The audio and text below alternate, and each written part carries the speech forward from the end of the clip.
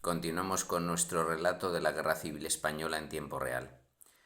Hoy es 4 de febrero de 1939 y una semana más recibimos la noticia de la caída de una capital catalana. Tras la ocupación franquista de Tarragona el 15 de enero y de Barcelona el 26, el 4 de febrero, Gerona ha caído en manos de los sublevados. La ofensiva contra Cataluña, partiendo de Barcelona, contra el resto de Cataluña, partiendo de Barcelona, mucho más rápido y en fuerza que en la zona de Lérida, tuvo éxito el 31 de enero, cuando el CTV hispano-italiano cruzó el río Besós. Bueno, este cruce se realizó justo después de la toma de Barcelona, y cruzó este cuerpo hispano-italiano el río en Santa Coloma de Gramenet para ocupar posteriormente Badalona, Mataró y el 31 de enero entrar en la provincia de Gerona en Lloret de Mar, en la costa. Al día siguiente se produce un importante hecho político en la misma provincia, pero en la localidad de Figueras. En las caballerizas del castillo se reunieron por última vez las Cortes españolas, las Cortes republicanas, de hecho lo que quedaba de ellas, el 1 de febrero. Asistieron apenas 65 diputados, 62 diputados y 3 ministros del gobierno que no tenían la condición de diputados. Era apenas un 10%, de poco más de un 10% de los que formaron las Cortes Democráticas en las últimas Cortes Democráticas en 40 años, en la primavera de 1936. La mitad de ellos pertenecían a la izquierda obrera, es decir, 24 socialistas, 6 comunistas, 2 del PSUC, uno de la Unión Socialista de Cataluña y otro de la CNT anarquista. En cuanto a los republicanos de centro liberal, eran 25, 18 de Izquierda Republicana y 7 de Unión Republicana, y había además 9 nacionalistas, 4 de Esquerra Republicana de Cataluña, más otro de la Unión de Rabasaires, uno del Partido Galleguista, otro de Acción Catalana Republicana, uno del Partido Nacionalista Vasco y otro de Acción Nacionalista Vasca, que era el ministro Tomás Bilbao. También ministros no diputados eran Josep Moix del PSUC y Segundo Blanco de la CNT. Esta reunión sirvió para insistir en la posibilidad de una paz negociada, pero bajo unas condiciones que Franco no estaba dispuesto a aceptar.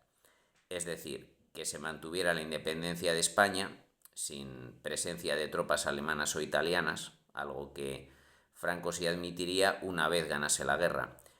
Pero lo que no iba a aceptar eran los dos puntos siguientes: democracia, es decir, posibilidad de que se volvieran a convocar elecciones, como si no hubiera pasado nada, y una amnistía para el bando republicano, algo que Franco jamás admitiría y por lo tanto no serviría para iniciar negociaciones.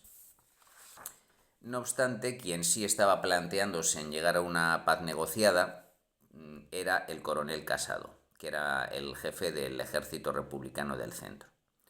El mismo día que las Cortes republicanas se reunían en Figueres, el coronel se reunió con Julio Palacios, que era un físico destacado, miembro de la Real Academia de Ciencias Exactas, pero también de Renovación Española, y como tal había permanecido oculto en Madrid, protegido en Madrid, gracias a que su hermano era comandante médico del V Regimiento Comunista.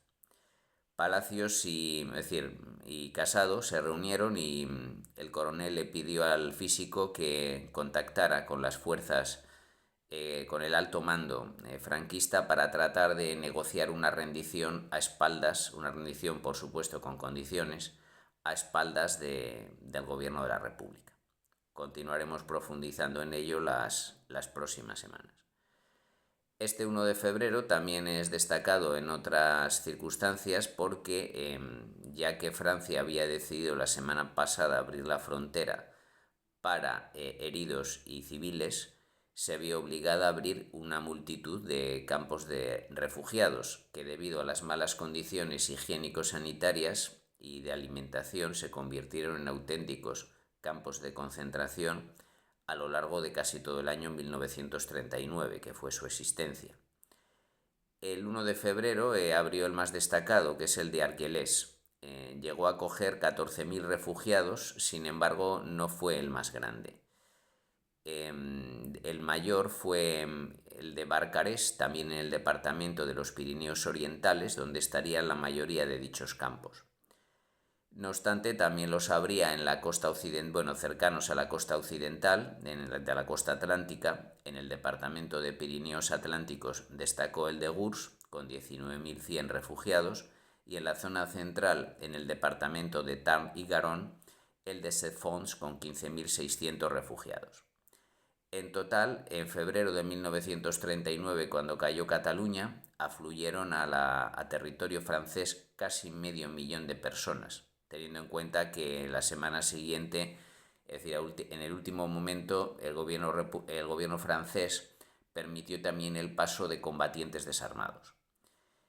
De estos 475.000, 168.000 aún permanecían en territorio francés en el mes de junio, es decir, no volvieron nada más terminar la guerra. Sin embargo, acogiéndose cuando se comprobó quiénes iban a sufrir las represalias franquistas y quiénes no, 360.000 de los 475.000 regresarían a España a lo largo de 1939.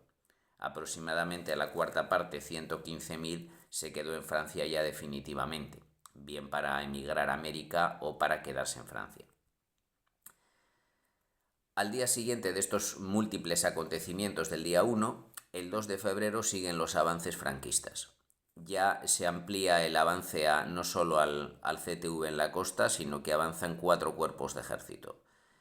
Por continuar con el CTV, avanzó un poco más de Lloret de Mar a Tossa de Mar en apenas 24 horas, mientras que justo al norte, el Cuerpo de Ejército de Navarra entró en Santa Coloma de Farners, también en la provincia de Gerona. El Cuerpo de Ejército de Aragón se movía por el norte de la provincia todavía de Barcelona, ocupando la localidad de Vic, y el Cuerpo de Ejército del Maestrazgo le seguía justo al norte, también en Barcelona, ocupando la localidad de Berga. También hizo ligeros avances en el norte de la provincia de Lérida, pero no ocupó ninguna localidad importante. El 3 de febrero la protagonista es la aviación franquista, que llegó a bombardear el castillo donde 2 días antes se habían reunido las Cortes Republicanas en Figueras, lo cual aceleraría el traslado del gobierno la semana próxima.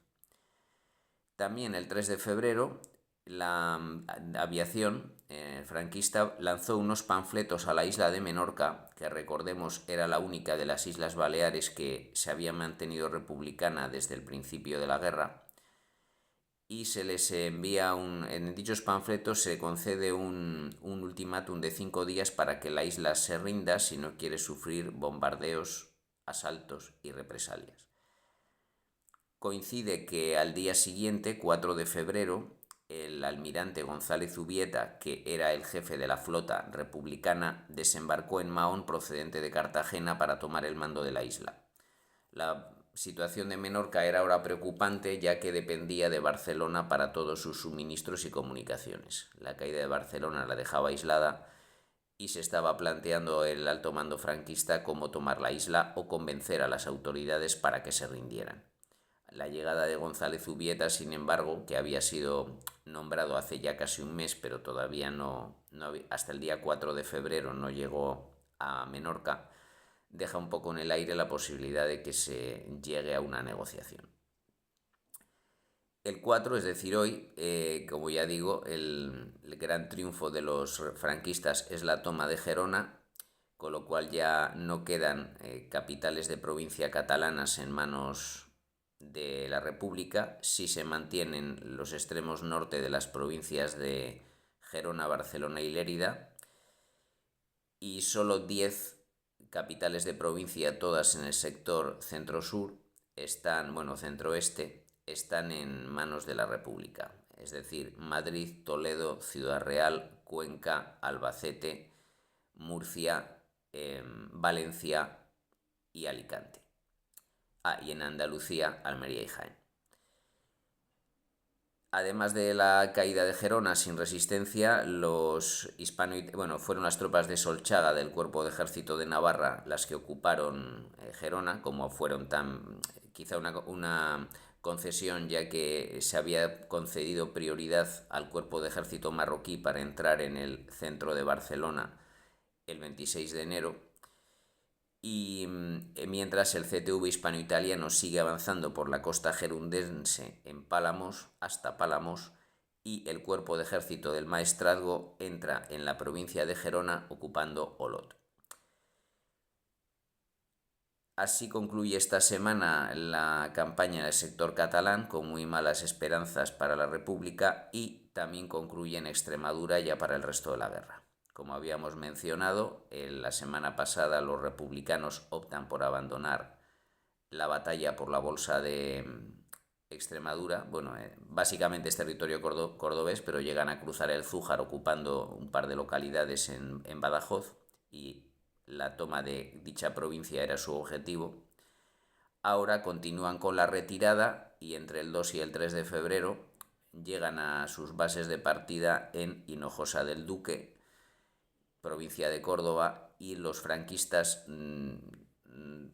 vuelven a situarse en las líneas de frente que ocupaban el 5 de enero. Por lo tanto, la ofensiva contra Extremadura ha sido un total fracaso y ya no habrá otras, ni en Extremadura ni en ninguna otra parte. Por lo tanto, malas noticias para la República, que aunque muchos políticos siguen sin verlo, no tiene ya ninguna posibilidad de victoria, a pesar de mantener un 20% de las capitales españolas y quizá un 30% del territorio. La falta de comunicaciones con Francia, el hecho de perder importantes núcleos industriales, la continua derrota de sus unidades militares, la falta de moral, el hecho de que cada provincia ocupada significa más soldados para el ejército de Franco, pues la falta de apoyo internacional dejan al gobierno de Negrín en muy mala situación. Veremos cómo continúa esta agonía la próxima semana. Muchas gracias por escucharme y hasta pronto.